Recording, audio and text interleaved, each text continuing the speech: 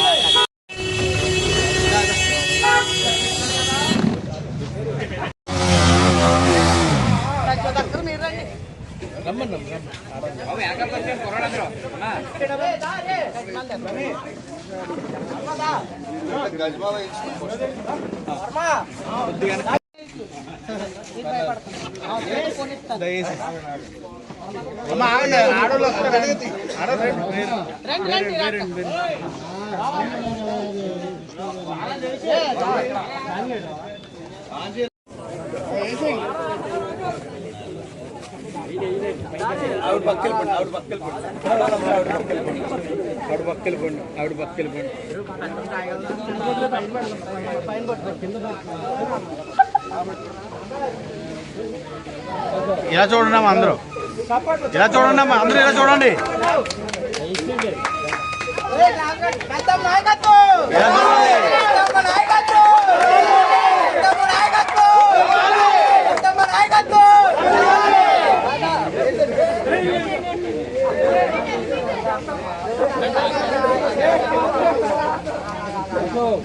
ఎలా చూడండి బాజు, అడ్డొచ్చేస్తున్నారు మీరే.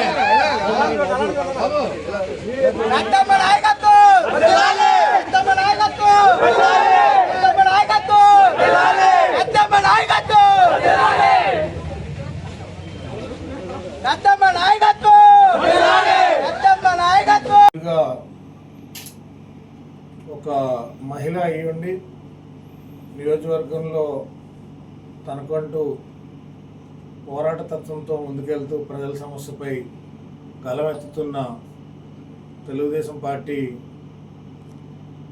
సీనియర్ నాయకురాలు అయినటువంటి దివాంచెరు గ్రామానికి చెందిన మా సోదరి కండవల్లి లక్ష్మి గారికి అవార్డు రావడం, హైదరాబాద్లో ఈవిడి అవార్డు స్వీకరించడం చాలా గర్వకారణమైన విషయం.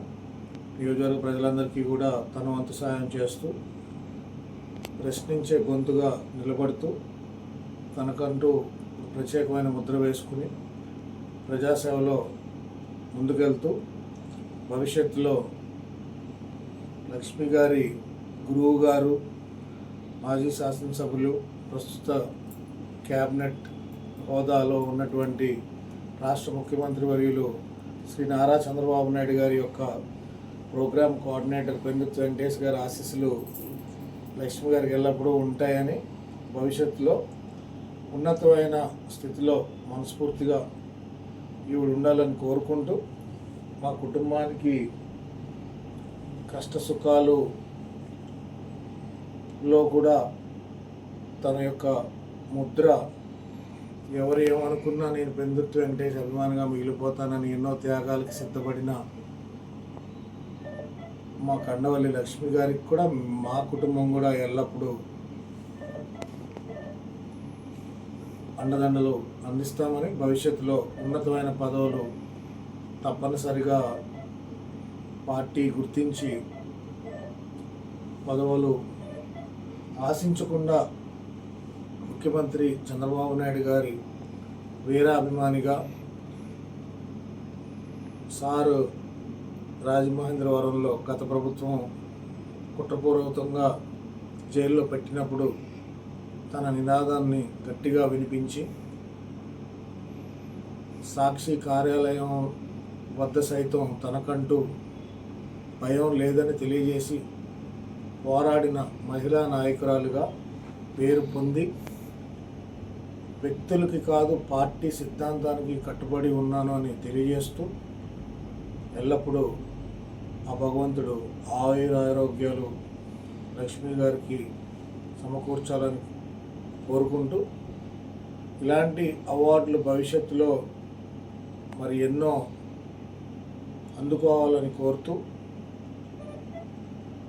హైదరాబాద్ నుంచి అలాగే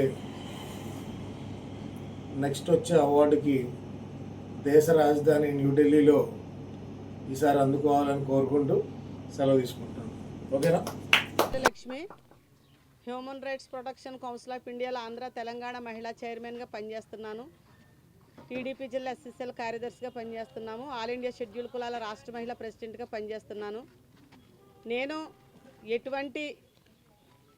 ఎక్కడ ఏ కష్టం వచ్చినా తప్పనిసరి నా వంతు అక్కడ కృషి చేసి నా సహాయం చేయడం జరుగుతుంది. అలాగే కుష్ఠరోగులకు, అనాథులకు, వితంతువులకు, మానసిక వికలాంగులకు ఇలా కొంతమంది వారికి నేను నా వంతు సహాయం మా ఇంట్లో నుంచే కొంత ధనము వారికి సహాయం చేయడం కూడా జరుగుతుంది. ఆ సోషల్ వర్క్ను చూసి నన్ను ఇంచుమించు ఇది 11వ అవార్డు అండి. 10 అవార్డులు అయితే చాలా సంతోషంగా తీసుకున్నాను. 11వ అవార్డు నంది అవార్డు అంటే నేను చాలా సంతోషించాను.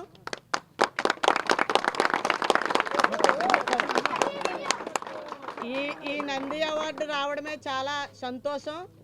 నేను ఒక దళిత మహిళా నాయకత్వంలో ఈ నంది అవార్డు నా దళిత కులంలో పుట్టిన ఎవరికి లేదని చాలామంది మా శాసనసభ్యులు కూడా మాట్లాడడం జరిగింది. చాలా మంచిదమ్మా ఈ అవార్డు రావడం అని. రాజానగరం నియోజకవర్గం శాసనసభ్యులు మదర్ తెరీ అవార్డు రాగానే ఆయన ఫస్ట్ ఫోన్ కాల్ చేసి విషెస్ తెలియజేశారండి. నిజంగా నేను చాలా సంతోషిస్తున్నాను. అలాగే మా మినిస్టర్ గారు పెందుర్తి వెంకటేష్ గారు కూడా కంగ్రాచులేషన్ ఫోన్ ద్వారా తెలియజేశారు. నేను చేస్తున్న కష్టం ఖచ్చితంగా సోషల్ మీడియా ద్వారా ముందుకెళ్ళడాన్ని బట్టే ఈ నంది అవార్డుకి అర్హురాలను కనుక నన్ను ఎన్నుకొని ఆ అవార్డు జూబ్లీ హిల్స్ ప్రసాద్ గారి క్లబ్లో ఇవ్వడం జరిగిందండి. నిజంగా సినిమా యాక్టర్ల మధ్యలో, అంత పెద్ద పెద్ద యాక్టర్ల మధ్యలో డాక్టర్ కండవేల్ లక్ష్మి గారు హ్యూమన్ రైట్స్లో, మానవ హక్కుల్లో మీరు చేస్తున్న సేవను మేము చూస్తున్నాం, మిమ్మల్ని ఫాలో అవుతున్నాం మేడం, మాకు చాలా సంతోషం అని వారు చెప్తుంటే నేను చాలా ఆనందించానండి.